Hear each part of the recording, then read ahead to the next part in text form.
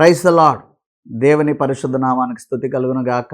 దైవ వాక్ అనే కార్యక్రమానికి ప్రేమతో మిమ్మల్ని ఆహ్వానిస్తూ ఉన్నా. దేవుడు గత నెలంతా మనలందరినీ కాచి కాపాడి మరొక నెలలోనికి మార్చి మాసంలోనికి ప్రభువు మనల్ని ప్రవేశపెట్టారు. ఈ నెలంతా దేవుని కృప మన యందు మన ఎడల అధికమగునుగాక. మీకు మీ కుటుంబానికి క్షేమం కలుగునుగాక. ఈ నెల ఆరంభం మొదలుకొని ముగింపు వరకు కృపాక్షేమములతో ఆయురారోగ్యాలతో సుఖ సంతోషాలతో మీరు వర్ధిల్లుదురుగాక. ఆమె 2 కొరింథీ పత్రిక 8వ అధ్యాయం 9వ వచనాన్ని ఈ నెల కొరకు మనం చదువుకుందాం. మీరు మన ప్రభువైన యేసుక్రీస్తు కృపను ఎరుగుదురు కదా.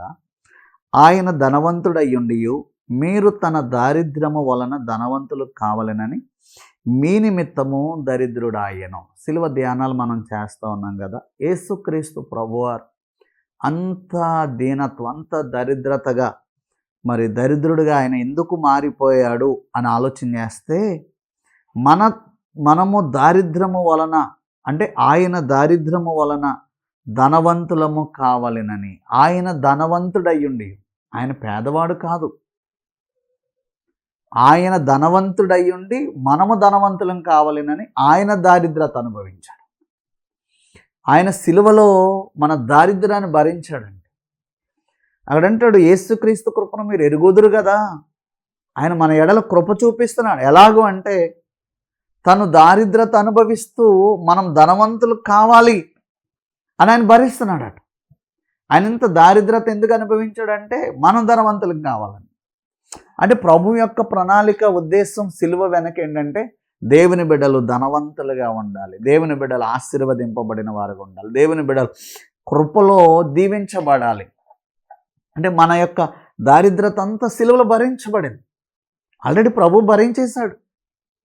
ఆయన కృప ద్వారా మనకు ఆశీర్వాదం, ఆయన కృప ద్వారా మనకి ధనవంతులం అవుతాం. ఇంకా పేద స్థితి, ఇంకా సమస్యల్లో ఉన్న మనకి ఆయన కృప అధికమవుతా ఉందన్నమాట. ప్రభు భరించారు అన్న సత్యాన్ని మనం ఎరిగి తెలుసుకోవాలన్నమాట.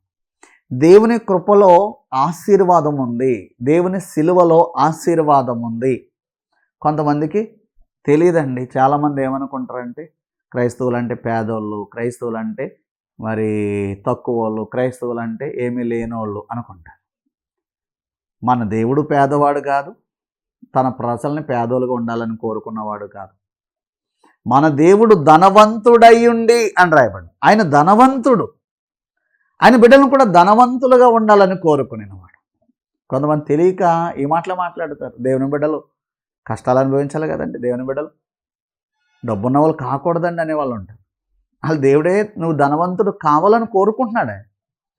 సిలువ వెనక ప్రణాళికలు అది ఉంది. అంటే ఆయన సిలువ తర్వాత దేవుని బిడ్డలు ఎవ్వరూ దారిద్రత అనుభవించకూడదు అన్నదే ఆయన ప్రణాళిక. సో ఆయన కృపలో నువ్వు ధనవంతుడివి, ధనవంతురాలివి. కాబట్టి ఈ పేదరికపు స్థితి నుండి, ఈ దారిద్రపు స్థితి నుండి నువ్వు సిలువ వైపు చూడాలి. ప్రభువాని సిలువ ద్వారా కలిగే ఆశీర్వాదం, సిలువలో ద్వారా కలిగే ఆ ధనం నాకు ఇవ్వండి ప్రభు అని చెప్పి దేవుని యొద్ద నుండి ఆ ఆశీర్వాదాన్ని పొందవలసినటువంటి వారంగా ఉన్నాం.